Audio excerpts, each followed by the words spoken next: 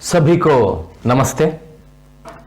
आप सबको 9वीं कक्षा के दूसरा गद्य पाठ गुलाब सिंह सुभद्रा कुमारी चौहान द्वारा रचित जो कहानी है उसके लिए स्वागत है। तो चलिए आज हम सुभद्रा कुमारी चौहान के परिचय प्राप्त करते हुए उनके द्वारा लिखित बहुत ही मशहूर कहानी या सत्य घटना है, कहानी नहीं है, गुलाब सिंह के बारे में देखेंगे। गुलाब सिंह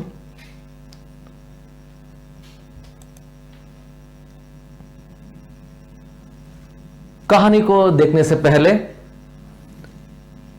सामान्य उद्देश्य यह है आप में मतलब छात्रों में भाषा कौशल का विकास करना है, छात्रों की पूर्व ज्ञान की जांच करना है, हिंदी भाषा के प्रति रुचि उत्पन्न करना है, छात्रों की चारित्रिक विकास करना है।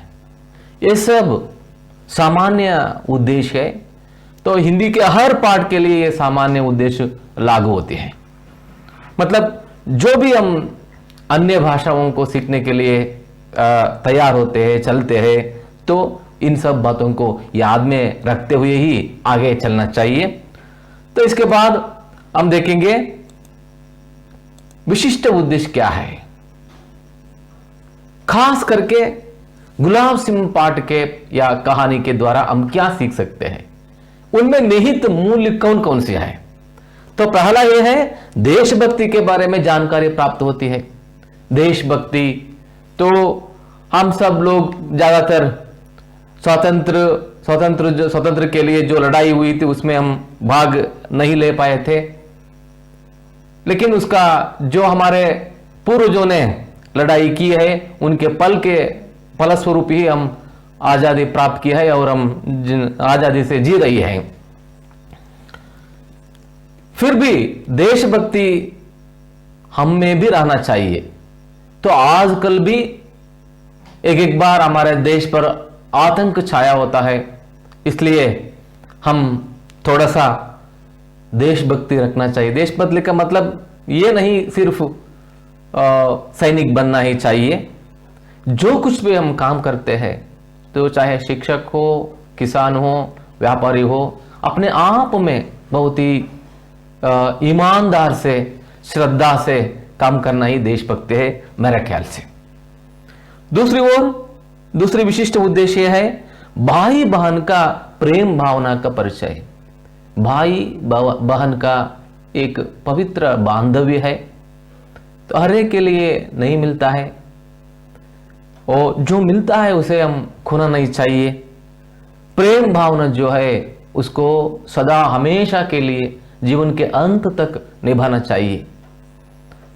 इसके अलावा स्वतंत्रता झंड के संकेत रूप में यहां पर व्यक्त हुआ है इस कहानी में। तो शायद यह कहानी लिखते समय स्वतंत्र हमें नहीं मिला था, तो स्वतंत्रता को ध्यान में रखते हुए स्वतंत्रता लड़ाई में जो भाग ली थी लेखिका श्रीमती सुभद्रा कुमारी चौहान ने लिखा हुआ है। झंडा एक स्वतंत्रता का संकेत के रूप में यहां पर दिखाया गया है। और प्रजा की जिम्मेदारियां क्या है, एक देश के नागरिक होने के नाते हक के साथ साथ जिम्मेदारियां भी होते हैं। हक और जिम्मेदारी ये एक सिक्के के दो पहलू है, तो एक के बिना एक नहीं रह सकते हैं। लेकिन आजकल एक विपर्यास की बात यह है कि हम सिर्फ हक के बारे में पूछते हैं, अपने जिम्मेदारियों को निभाने में विफल होते जा रहे हैं। इसको भी थोड़ा सा जागरूक करना इस पाठ का विशिष्ट उद्देश्यों में से एक है। तो चलिए तो आगे देखेंगे। पहले सुभद्रा कुमारी चौहान जी के बारे में थोड़ा सा जानकारी प्राप्त करेंगे। देखिए यहां पर जो है सुभद्रा कुमारी चौहान जी का चित्र है, भाव चित्र है ये। इनका जन्म प्रयाग यूपी का मतलब उत्तर प्रदेश में हुआ था 1904 में। बाल्यकाल से ही साहित्य में इनकी विशेष रुचि थी। तो आगे चलकर देख सकते हैं कि प्रथम काव्य रचना 15 वर्ष की आयु में ही की थी। मतलब जो आपके आयु है 10वीं 9वीं का छात्र छात्राओं के आयु है, तो आपके आयु में ही सुभद्रा कुमारी चौहान काव्य रचना की थी। इससे आपको यह भी मालूम होना चाहिए कि हमसे क्यों नहीं हो सकता है, हो सकता है, थोड़ा सा उसमें रुचि रखना चाहिए और निरंतर प्रयास रखना चाहिए। दूसरा, राष्ट्रीय आंदोलन में आप भाग लेती रही। सुभद्रा कुमारी चौहान जी ने राष्ट्रीय आंदोलन मतलब स्वतंत्रता लड़ाई में बहुत सारे लोगों ने हमारे देश में भाग लिए हैं, बहुत सारे लोगों में, अनगिनत लोगों। उनमें से एक है सुभद्रा कुमारी चौहान जी भी। अपने सारे तन मन धन को बहुत सारे लोगों ने खो बैठे थे। उनमें से लेखिका सुभद्रा कुमारी चौहान भी एक है। इसके लिए सुभद्रा कुमारी चौहान को कई बार जेल भी जाना पड़ा। अंग्रेजी अधिकारियों ने इन्हें बंदी बनाकर जेल में रखे थे, एक बार नहीं कई बार। इससे हमें पता चलता है कि लेखिका सिर्फ लिखने के लिए ही देश प्रेम नहीं लिखा है, मतलब वो अपने खून में है, रग रग में बसा हुआ है देश प्रेम। जेल भी गई थी। इसके अलावा साहित्य और राजनीतिक जीवन में समान रूप से भाग लेकर, साहित्य और राजनीति, तो आजकल चर्चा हो रही है कि साहित्य ही अलग है, राजनीतिक ही अलग है, लेकिन ये बात ठीक नहीं है। ये सब हमारे हित के लिए है। साहित्य भी समाज के हित के लिए है, राजनीति भी साहित्य हमारे समाज के हित के लिए ही है।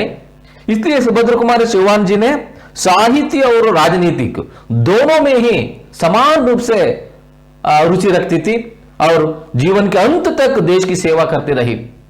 मैंने कहीं पढ़ा था, याद है मुझे, बहुत ही कम उम्र में सुभद्रा कुमारी चौहान एक कार की दुर्घटना में अपना देहांत हुआ था, सुभद्रा कुमारी चौहान जी का। ये बहुत ही विषाद की बात है। वो रहती तो और भी उनसे साहित्यिक अमूल्य रत्न हमें मिल सकते थे। कोई बात नहीं है, जो कुछ भी है उन्हें हम ध्यान से पढ़ना चाहिए। सुभद्रा कुमारी चौहान जी के बारे में थोड़ा सा और भी कुछ जानकारी है, चलिए देखेंगे। देखिए यहां पर आपकी रचनाओं में देश प्रेम, भारतीय इतिहास तथा संस्कृति के छाप देख सकते हैं। सुभद्रा कुमारी जी जो कुछ भी साहित्य लिखी है उन सब में हम देश प्रेम को देख सकते हैं और भारतीय इतिहास वो और हमारी संस्कृति जो है वो हम उनकी रचनाओं में देख सकते हैं। झांसी की रानी इनकी प्रसिद्ध कविता है। झांसी की रानी बहुत ही प्रसिद्ध कविता है। देखिए यहां पर झांसी की रानी किताब की एक कवर पेज वहां पर दिख रही है।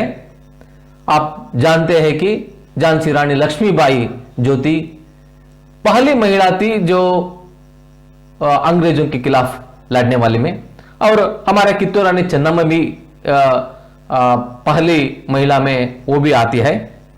झांसी रानी के बारे में उन्होंने जो कुछ कविता लिखी है वह बहुत ही मशहूर हुई है।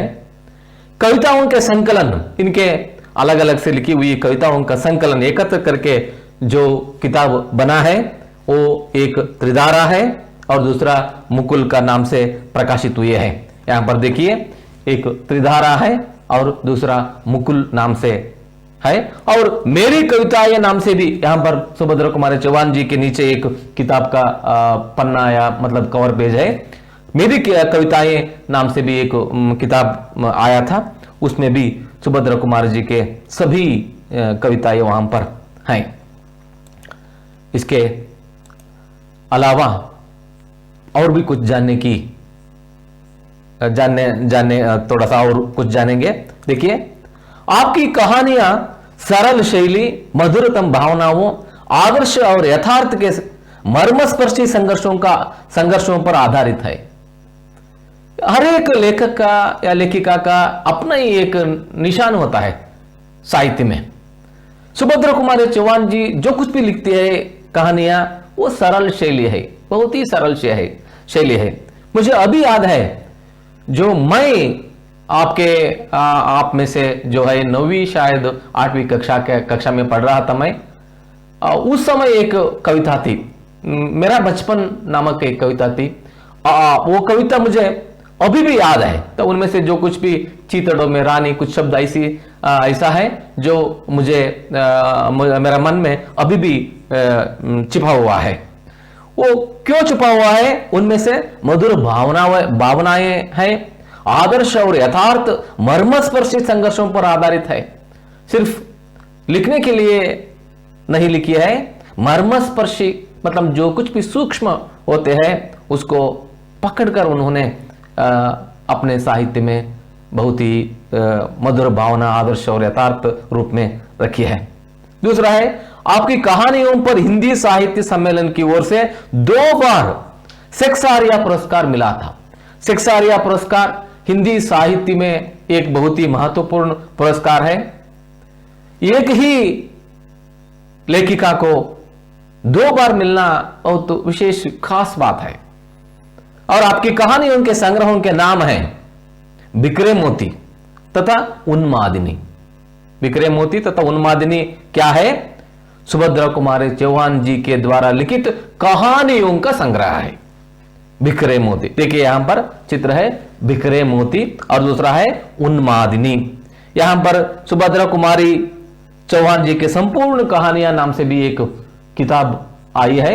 शायद चौहान जी की मृत्यु के बाद किसी ने संपादित करके यहां पर इकट्ठा करके पुस्तक बनाया होगा। इस तरह लेखिका सुभद्रा कुमारी चौहान हिंदी साहित्य में बहुत ही महत्वपूर्ण स्थान प्राप्त की है, वह भी बहुत कम आयु में। उनमें से कूट कूट कर देश प्रेम और यथार्थवादी मर्मस्पर्शी चित्रण हमें मिलता है। ऐसे ही कहानी है, उनमें से एक कहानी गुलाब सिंह। हाँ, तो चलिए गुलाब सिंह पाठ का आदर्श वाचन करेंगे। आदर्श वाचन का मतलब यह है कि मैं पढ़ता जाता हूं, आप लोग ध्यान से उसे सुनना चाहिए और देखना भी चाहिए। सुनना और देखना दोनों एक मिले तो, दोनों में मिलजुलावट हुई तो हमारे सीखने में बहुत ही तीव्रता आती है। इसलिए पेंसिल या पेन अपने हाथ में रखिए, जो कुछ भी आप सुनते हैं उसे देखते चलना चाहिए। उससे पहले इस पाठ का आशय किताब में जो कुछ लिखा है, इस कहानी के द्वारा देशभक्ति, त्याग, बलिदान, भाई बहन का प्रेम, प्रजा की जिम्मेदारियां, कर्तव्य आदि का चित्रण किया गया है। इस पाठ में झंडा स्वतंत्रता के संकेत के रूप में दिखाया गया है। जो हमने विशिष्ट उद्देश्यों में देखे थे वही है यहां पर भी आशय है। इस पाठ का पूरा आशय यहां पर दिया गया है। मतलब इस पाठ को पढ़ने के बाद हमें ऐसे अंश हमें भी थोड़ा सा जागृत होना चाहिए।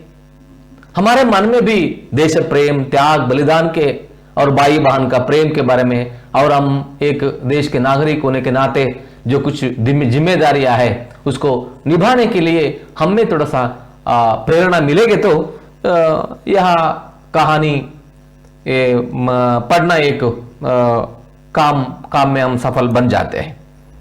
चलिए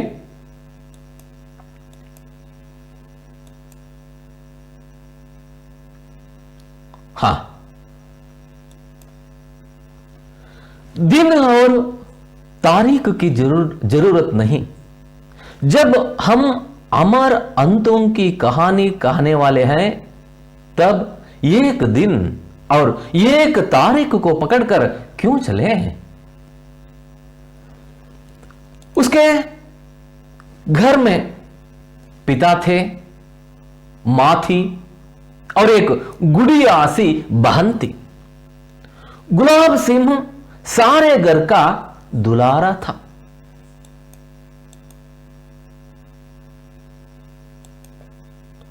एक दिन की बात है, वह बीमार था, बीमार पड़ा। मां ने उसको खाना बिल्कुल बंद कर दिया था, पर उसका बार बार कुछ खाने को मांगना छोटी बहन से ना सहा गया। वह चुपके से गुड़ और चने चुरा लाई और खिला दिए अपने भैया को।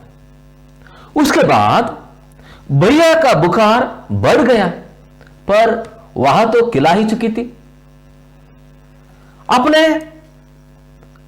भाई के संतोष के लिए वह मां बाप का गुस्सा भी सहने को तैयार थी।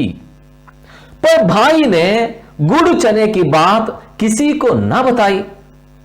धीरे धीरे रोग उतर गया, पर भाई के मन पर बहन के प्रेम की छाप पड़ गई।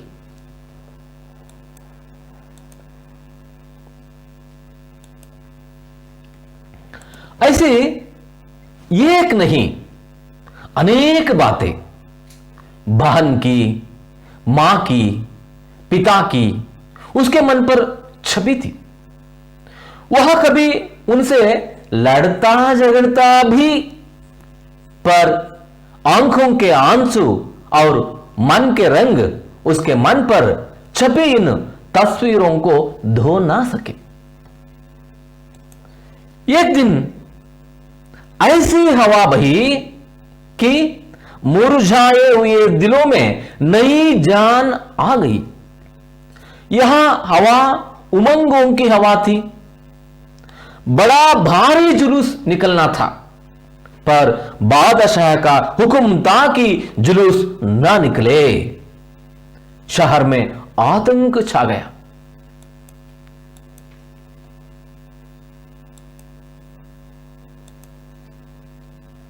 बड़ा आया बादशाह, क्यों ना निकले जुलूस, क्यों ना निकले हमारा झंडा? भाई ने बहन से कहा। बहन बोली, कौन है यह बादशाह? भैया ने कहा, होगा कोई। बहन ने पूछा, क्यों ना निकले जुलूस, क्यों ना निकले झंडा? भाई कटु स्वर में बोला, हमारा देश बादशाह का गुलाम जो है।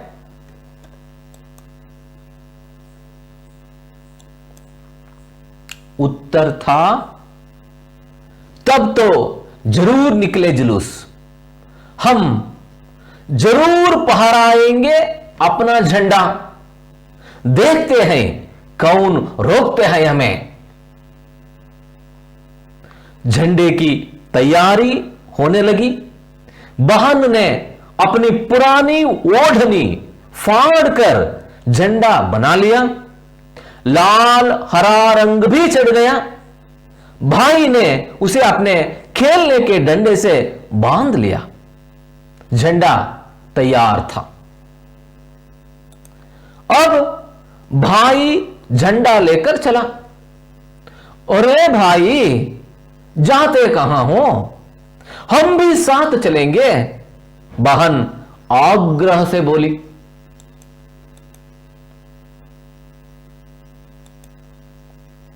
पर बहन, बड़ी दूर जाना है, तुम थक जाओगी। नहीं भैया, नहीं बहन,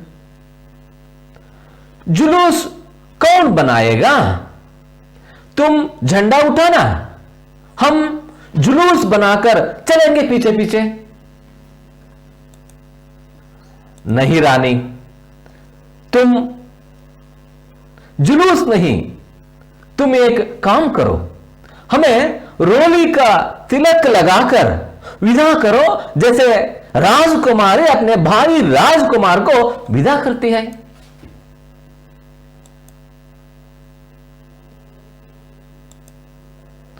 बहन ने खुशी की किलकारी के साथ ताली बजाई और दौड़कर थोड़ी सी रोली, थोड़े से चावल सजा लाई। थाली में एक दिया भी जल रहा था। बाई की आरती उतारनी थी। मुंह के चारों तरफ घूमती थाली एक आभा मंडल बनाने लगी। उसने देवी देवताओं के चित्रों में भी वैसा ही आभा मंडल देखा था। भाई के चारों तरफ वैसा ही आभा मंडल देखकर वह बहुत खुश हुई।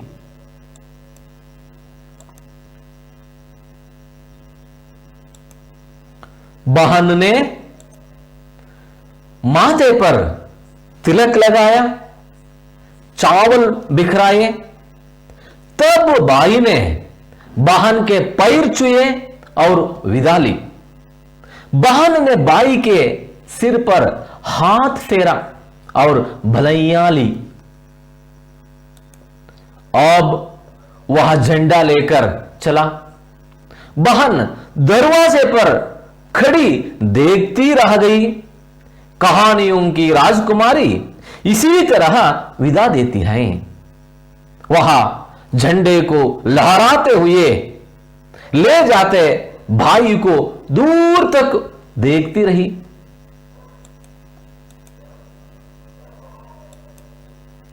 कुछ दूर जाने पर बादशाह के सिपाहियों ने झंडे वाले को रोका। वह ना रुका। बादशाह के सिपाहियों ने गोली चला दी। वह गिरा। झंडा ना गिरा, वह उसके हाथ में था। गोली चलते देख कोई उसके पास ना आया। बहन ने बाई को गिरते देखा। वह दौड़ पड़ी। भाई खून से लथपथ पड़ा था। वह पुकारती रही, भैया भैया।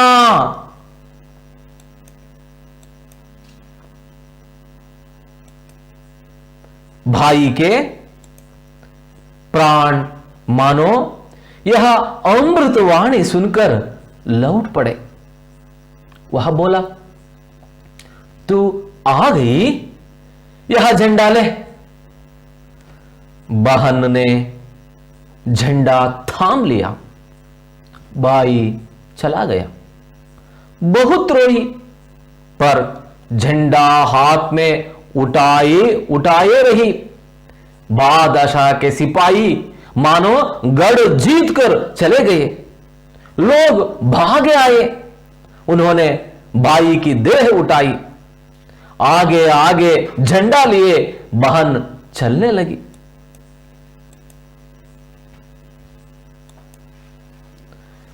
बादशाह का हुक्म था, जुलूस नहीं निकलेगा।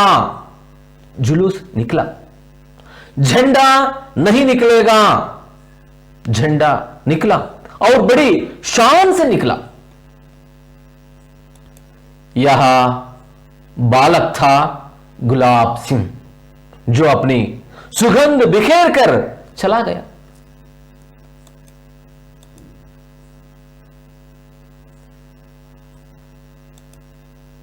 तो यह है आदर्श वाचन।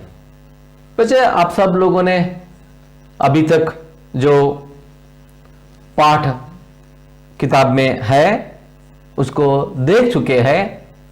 जो मैंने पढ़ रहा था आप सुनते सुनते देखते आए हैं। थोड़ा थोड़ा आपको भी समझ में आए होंगे। कुछ ऐसे शब्द हैं जो आप इससे पहले सुने हैं और कहानी भी थोड़ा सा आपको समझ में आता होगा। तो आज हम इतना ही देखेंगे। अगले पीरियड में हम पाठ का विश्लेषण देखेंगे। तब तक आपके लिए नमस्ते।